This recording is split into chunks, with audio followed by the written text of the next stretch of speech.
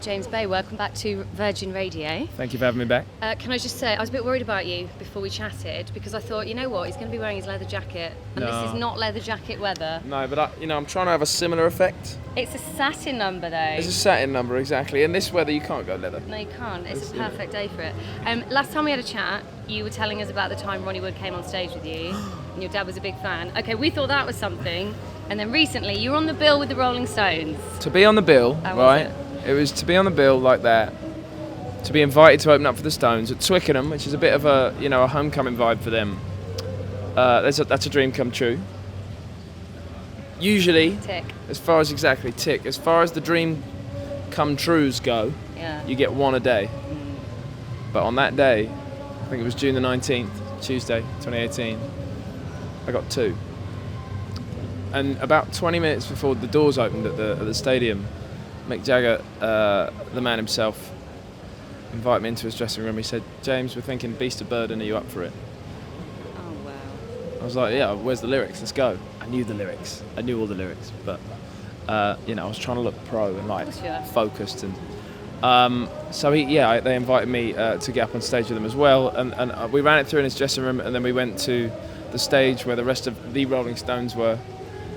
Again, it's weird to say all this stuff to you and remember that it's real, and that it did happen. I grew up on that music, the Rolling Stones music. My dad brought me up on that music, me and my brother, and suddenly to be up there joining them on stage, absolute dream come true. I will never forget it, and I cannot wait to tell my grandkids about it. That's it. Do you just have a moment where you're sort of chatting to Mick, where you're like, I'm talking to Mick Jagger? The whole time. I'm done. The whole I'm time. about to go on stage with Mick Jagger. Yeah, it was very exciting. The man is an icon. The band are iconic entirely. Keith in his own right is, Charlie is, Ronnie is.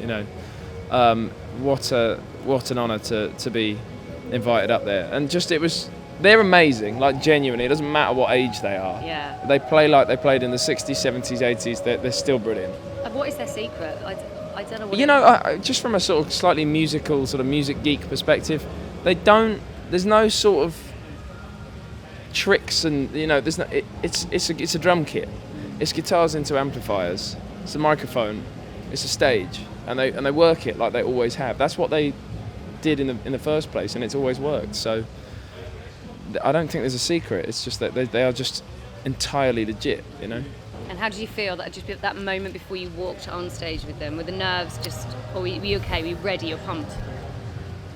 When I say I grew up on that music, me and my brother, who's also musical, and my friend Tom, who is the bass player in my band, we grew up together, and we really studied the Rolling Stones and what they did to such a degree that, as fantastic and amazing and sort of daunting almost as it was, walking out on stage with them, I felt you almost feel at home when you've geeked out on that music so hard and watched every little documentary bit and every You're I've practiced this in my bedroom essentially for many a year. That's what I'm trying to say. Exactly. So yes, it was quietly kind of terrifying and entirely mesmerizing. But I felt very familiar at the same time, which was a really cool thing to feel. I mean, you're never going to say anything negative about the experience, but we did talk to Liam Gallagher recently, and when he was on the bill, he was not happy about the size of his dressing room. I don't know if you had any complaints. It's a shame. I cannot. When the Stones have invited me to open for them, I complain about nothing. Yeah.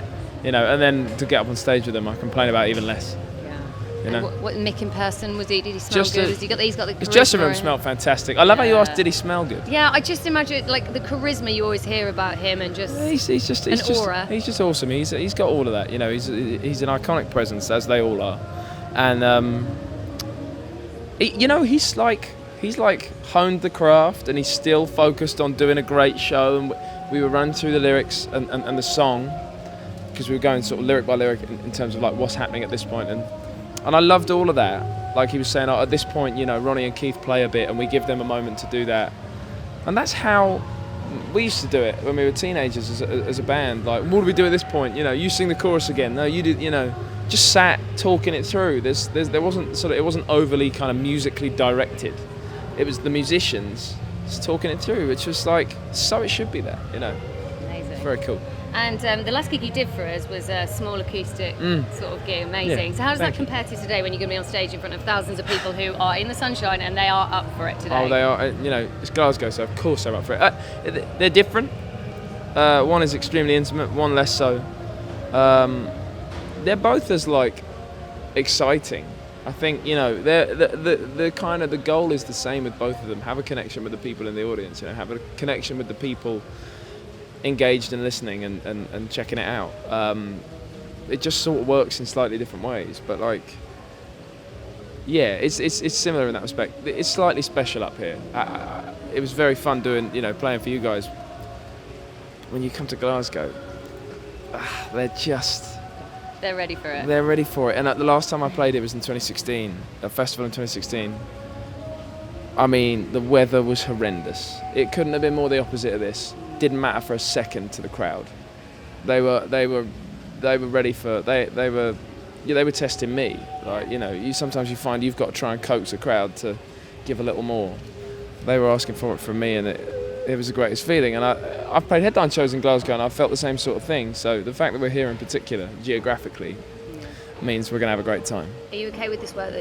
We're trying to avoid complaining. I will. But you're gonna. I will burn quickly. You got some sun cream? And no, this is a nightmare. Don't do this at home. It's very dangerous. I feel like no one wears sun cream in the UK. But do you have anything that you do to prepare before you go on stage? Like I think I'm just excited.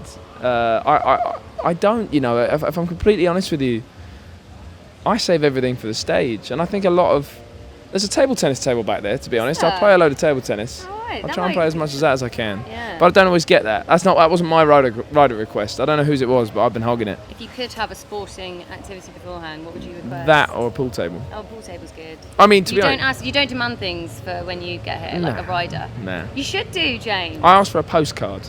A postcard? Yeah, I like to send a postcard to my agent.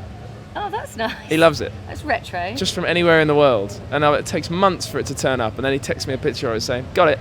What kind of stuff do you write on it? Because postcards used to be very much just, hi, I'm here. Sometimes I try and squeeze like 4 paragraphs in. Sometimes I just say, this is fun. Hi from Mexico City or Glasgow. It's a bit more personal than a selfie, I suppose. There's something a bit kind of fun about it, and it's a little bit throwback, but I like it. And what's your food and snack of choice at a festival? Food and snack of choice. Do you have any?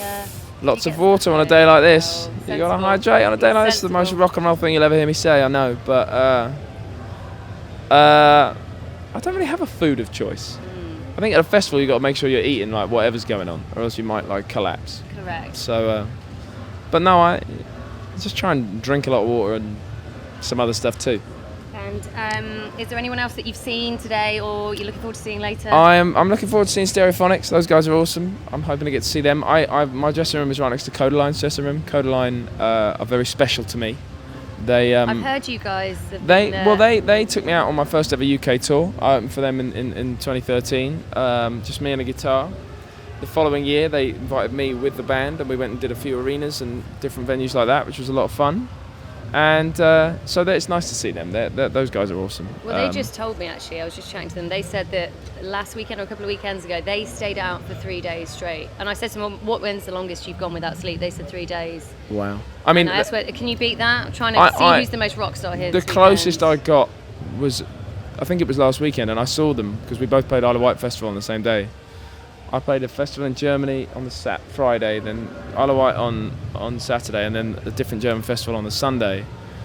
And we were getting up, we were flying back. I probably got sort of 5 hours sleep across that whole weekend. Okay. It was pretty intense, given I was doing like an hour and a half set every night as well, to a festival crowd. But it was awesome. Yeah. So at least it wasn't no sleep. Yeah. It'll do though. Rockstar's still alive and well. Great. James, thank you so much for today. No worries. Best of luck. Can't wait to see you on stage. Have fun. I'll see you later. Thank you. It's all about the music. Virgin Radio.